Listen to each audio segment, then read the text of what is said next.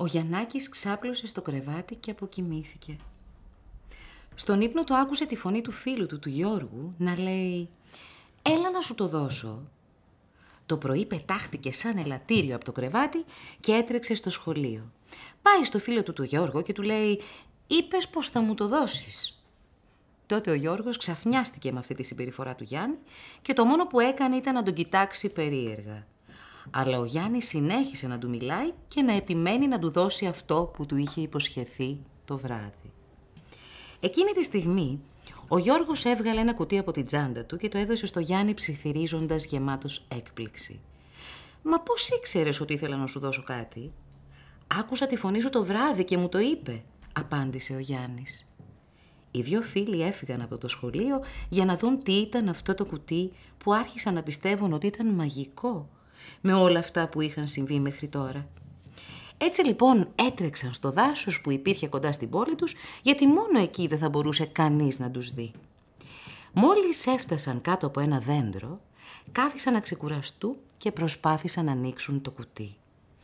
Τότε όμως ο Γιάννης φοβισμένος ρώτησε τον Γιώργο «Ξέρεις τι έχει μέσα το κουτί? Πού το βρήκες?» Ο Γιώργος του είπε ότι το βρήκε στο κτήμα του θείου του, όπου είχε πάει για να παίξει με το σκύλο του. Τότε προσπάθησαν να ανοίξουν το κουτί για να δουν τι είχε μέσα. Τελικά κατάφεραν να το ανοίξουν με δυσκολία αλλά και φόβο, καθώς δεν ήξεραν τι θα βρουν μέσα. Όταν το άνοιξαν, είδαν πως μέσα υπήρχε ένα παλιό γυάλινο μπουκαλάκι με ένα περίεργο μπλε υγρό.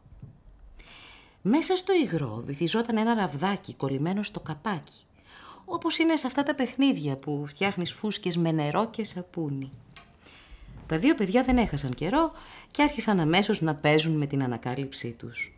Βουτούσαν το ραβδάκι στο υγρό, έπαιρναν βαθιές ανάσες και φυσούσαν μόλι τους τη δύναμη. Προσπαθώντας να φτιάξουν τις πιο μεγάλες και τις πιο στρογγυλές φούσκες που έμοιαζαν πολύχρωμες όταν έπαφτε πάνω τους ο ήλιος. Σύντομα όμως τα παιδιά κατάλαβαν πως οι φούσκες που έβγαιναν από το υγρό είχαν μαγικές ιδιότητες και μεταμόρφωναν ό,τι ακουμπούσαν. Έτσι οι κορμοί των γύρω δέντρων έγιναν σοκολάτες. Τα φύλλα έμοιαζαν με τραγανά και ξεροψημένα φύλλα μπακλαβά και από τα κλαδιά κρέμονταν ζαχαρωτά με παράξενα σχήματα. Ακόμα και τα λουλούδια έγιναν και αυτά από ζάχαρη, σαν και αυτά που βάζουμε στις τούρτες. Τα παιδιά κοιτούσαν μαγεμένα τις φούσκες τους να ακουμπούν και να αλλάζουν τα πάντα γύρω τους. Ξαφνικά, μια πανέμορφη πεταλούδα πέταξε πάνω από το κεφάλι τους και κάθισε σε μια μοβ μαργαρίτα από ζάχαρη. Της άρεσε τόσο πολύ το νέκταρ σιρόπι που ήπιε, που φώναζε κι άλλες πεταλούδες και πουλιά να δοκιμάσουν και να δουν τα παιδιά με τα μαγικά που άλλαζαν το δάσος.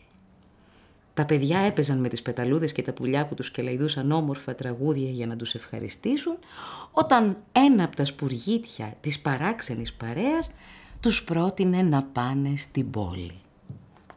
Με το μαγικό τους υγρό, ίσως μπορούσαν να αλλάξουν τη ζωή εκεί και να την ομορφύνουν ή ακόμα και να κάνουν χαρούμενους ανθρώπους που είναι συνήθως κυθροποί και γεμάτοι προβλήματα.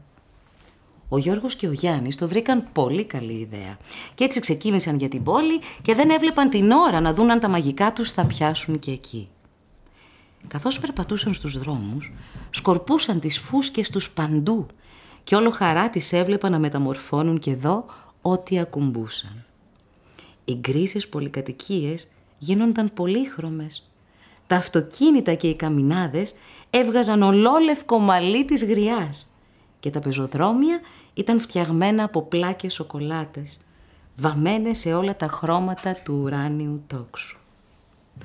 Αφού είδαν πως το μαγικό τους υγρό είχε τόση δύναμη, οι δύο φίλοι σκέφτηκαν πως ήρθε η στιγμή να δοκιμάσουν τη δράση του σε κάτι ακόμα πιο σημαντικό.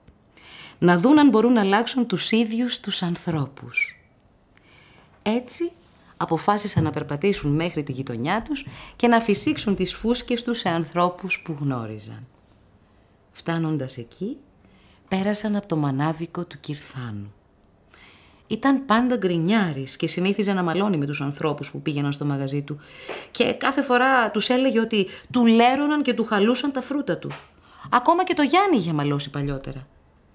Τώρα που όλη η γειτονιά ήταν χαρούμενη και οι άνθρωποι χαμογελαστοί και αγαπημένοι, τα δύο παιδιά έπρεπε να σκεφτούν πού θα πήγαιναν μετά και ποιος θα ήταν ο επόμενος που θα μάγευαν.